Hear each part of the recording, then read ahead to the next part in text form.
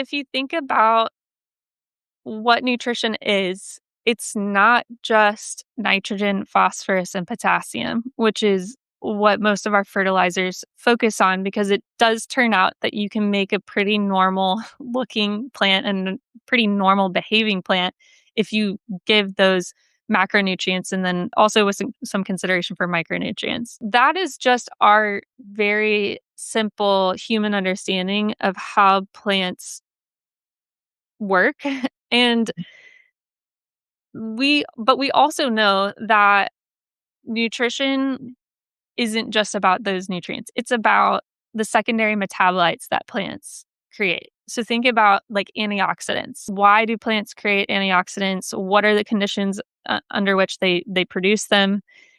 Sometimes it requires stress and a stress response in order to produce things like anthocyanin, like this like kind of pigmentation um, in a particular fruit. Or I think of like lettuces. There's certain lettuce varieties, and that ends up being a really useful thing for our bodies to ingest and begets better health in us. But if we're only focused on these macro and micronutrients to make like the plant green and standing up, like that's kind of our bar for what we're trying to do, as opposed to really focusing on what's making it into the edible parts of this plant.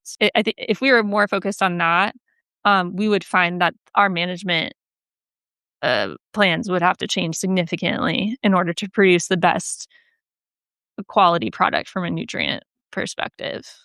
And they produce a lot of those things from their dynamic relationships with microbes, right? Like having a microbiome that's living on the stems and the leaves and in the soil and even in like the air space around them.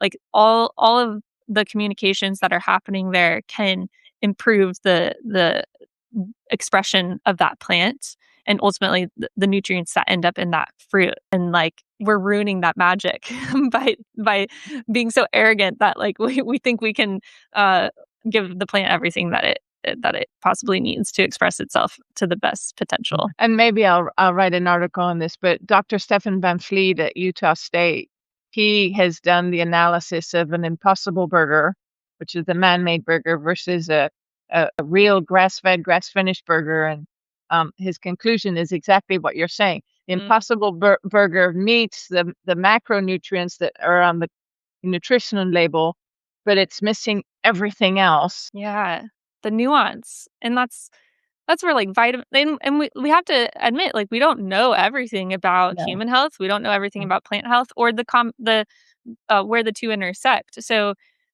I would rather be participating in a system where I'm facilitating the magic, if you will, the unknown science of how that works,